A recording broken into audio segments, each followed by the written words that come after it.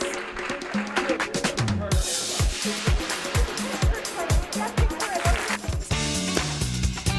Up next, you have to see this before and after. It's not that sort of stigmatizing sort of pug look that you think when you think of cosmetic surgery of the 80s and 90s.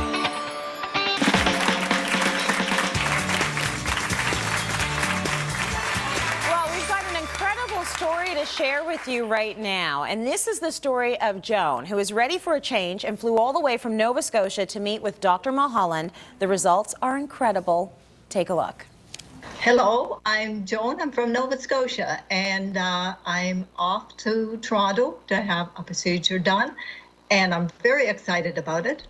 Well, I would just like to look a little bit fresher and not so tired looking, and just a little bit younger. Joan, hello. Good to see you. Thank you. I look forward to our date today. Oh, but I am looking really forward to it. I turn back the clock on the areas that bother you. The jowl and the neck, around the mouth and the lines, the tiredness and droopiness around the eyes. Okay. Our goal, 60 years old, appearing fresh, natural, and youthful, okay? Fantastic. Well, Joan represents a little atypical type of patient. She's 74 years old. A lot of the patients that we've had on CityLine over the last 16, 17 years have started a little earlier, in their 40s, with a little tweak here, a little tweak there, in their 50s. So hence the radical makeover. When you wait that long, it's hard not to look like you've done something. It's hard to convey that we're not tweaking one little room at a time, which I always advocate. Do something in your 40s, something in your 50s, something in your 60s, so it's not so big in your 70s. If you wait to, you don't renovate any rooms, we have to tear the whole house down and build it again. And so although, yes, a scalpel, a good old-fashioned surgeon's scalpel is a part of it, using telescopes, using tighteners, using lasers, we can really create a natural, layered look that doesn't look over-pulled anymore. It just looks nice. I wasn't sure that I was going to do this, and I thought, I'm going to do it.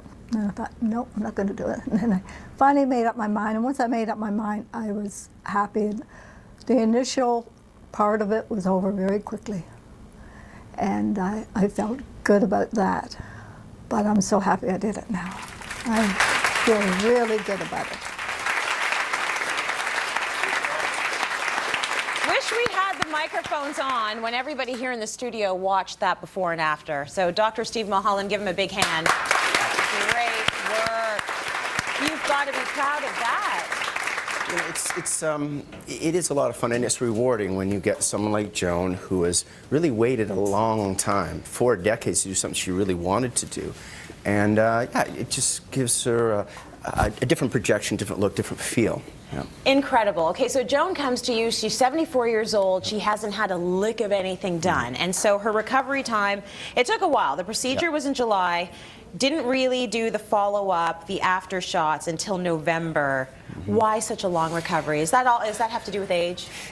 Partly do with age. You know, as we age, our tissues tend to be less. They recover less quickly. So usually, I'll say if we can do something that major, it's 6 weeks till you feel reasonably comfortable in makeup, but 6 months till you're comfortable in your skin again, and you stop thinking about it. So you know, it's a big decision in your 70s. Number one, you got to make sure someone's healthy, physically fit to have a procedure that's 4 or 5 hours long, and it's just unusual nowadays to, in my practice, see someone in their 70s that's done nothing.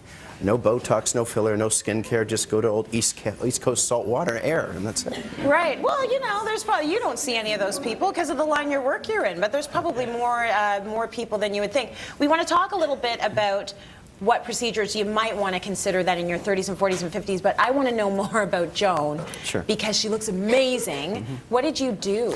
With Joan, because she hadn't done any tweaks in her 30s, 40s, or 50s, or 60s, it was really, if you think of your face as the top floor, which is the eyes and the brow, the middle floor, and all the rooms in that floor, which is your cheek and your mouth, the bottom floor, the basement, your neck, we really renovated the whole house, which was all floors. And so, let's say in your 30s, early 40s, if women are predisposed to doing plastic surgery, they're often recovering their body from children, from childbirth. Right. And often it's repositioning the tummy, recapturing breast shape and form and figure if diet and exercise don't work. Right. In the late 40s, it's often about the eyes, you know, the window to the soul, and the sagginess betrays that soul to some extent, and so it's eye work. In the 50s, often little cheek and mouth work, and maybe in the 60s, maybe a little neck work. So you never look like you've done anything. No recovery is usually more than about 2 weeks, and at the end of it, you just always look yourself, but maybe 10 years younger than your chronological age.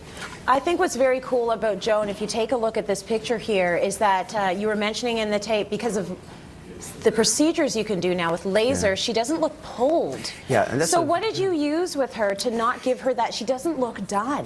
You know, I use a lot of little telescopes to reposition the brow and the cheek on the side with a little pull. But in that central oval of our face, above and below the eyes, around the mouth, judicious replacement of volume, because often as we age, there's that loss of air out of the balloon. Bring that some volume. The high-tech lasers now give us smooth skin, so it's not that sort of stigmatizing, sort of pulled look that you think when you think of cosmetic surgery of the 80s and 90s. It can be very, very natural. And if you look at Hollywood, almost no one is not doing something, and the best people look like they've never done anything, but they look perpetually amazing.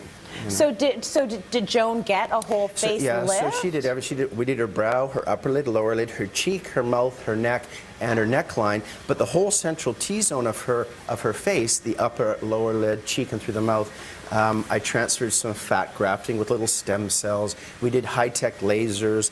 On the tape, there was a little device that tightens the skin. So I try to recruit the skin to tighten itself rather than rely on pulling too much. It usually all comes together quite predictably and really quite in a quite lovely way if it's done strategically and artistically. Now, when you use procedures like the ones that you've described, is it less invasive? Yeah, so I would say that to do a big makeover like this is less invasive than it's ever been. But again, when you wait till 74, we still have to dispose of some extra skin. If you do little tweaks in your 30s and 40s, it's not always an excisional experience. You can get beautiful skin now with high-tech lasers and different, you know, Botox and Juvederm and all these things we have now. You don't ever have to have a surgery to look 5, 6, 7 years fresher than your chronological age might be. Okay, well, let's talk about different skin types out there. You know, skin tends to age differently depending on what ethnicity you are, what race you are. So are there certain concerns with, you know, say the Asian population or blacks? Like what do you need to worry about when you've got different skin? So I would divide skin types into 2 groups. There's the lighter skin types, typically North European. We tend to those skin types tend to age with fine lines and wrinkles and laxity and sun damage and discoloration, basically everything. There's deflation, deterioration, descent. I call it 3D aging, the 3 Ds of growing old. Sorry. And so with the thinner skin types, the lighter skin types, we're often replacing volume, tweaking wrinkles with lasers, using a little Botox, throwing away stuff. In the darker skin types, generally the darker skin types have thicker skin, rarely present with wrinkles. Often it's about brown discoloration or acne scars and sometimes some laxity around the jaw and the neck. So 2 different types of problems totally, and you have to address them differently. And the wound healing characteristics of darker skin tend towards more scarring, that's more visible. You really have to hide things in a stealth sort of plastic surgery mode with darker skin, because what if the scar doesn't heal properly? Like what if you've got the keloid, right? Yeah. And so all of that. You hide everything inside the ear and behind the ear, so you know only your hairdresser knows for sure. And if you're really good, they don't even know. So you can still get everything done regardless of what shade, complexion, color you are. It's just you've got to worry about that from a physician's perspective. Correct. As to how you're going to hide these things. Okay, so everybody can do anything. Again, the darker skin types, you've got to be careful with certain lasers you might use in lighter skin types because there's so much melanin, which attracts the laser light. But again, a good trained plastic surgeon will know these issues around darker skin and deal with them appropriately. From those skin types that you just mentioned, are any of those more likely to have issues with things like acne? The acne-scarred and acne-prone skin types tend to be lighter skin types. Those with rosacea and red skin issues, and they get the sebaceous unit, which is the thing at the base of the hair follicle, tends to get inflamed and give acne. Unfortunately, if darker skin types, Asian or black skin, gets acne, it tends to leave more visible scarring. So yeah, lighter skin types tend to be more red and acne prone. The darker skin types more brown discoloration prone and little black growths and lumps and bumps. Okay, so it's a new year. You know, we've all eaten a lot, we drank a lot, we spent all of our money. So maybe we're looking for a little bit of a new look. If someone wanted a bit of a touch-up, just a little bit of a tweak to get that new year started right, what would you recommend? I divide into body and face, and first of all, diet and exercise always. Diet and exercise first. Then for body issues, the Zerona laser is still one of the most popular ways to slim down 3 or 4 inches. Generally, in an 8-week program, we can guarantee 3 inches over multiple pinch points will be gone. And then there's other focal sculpt, non-invasive, non-liposuction ways to melt the fat. How does Zerona work? Does that hurt? Does it hurt? I always ask you that first. Does it hurt? No pain. And we did a show on that last year, I believe, or last year. It's a cold laser system where you lie under and they rotate, and it facilitates the movement of triglyceride and free fatty acids out of your fat cells, basically. Okay. Works well.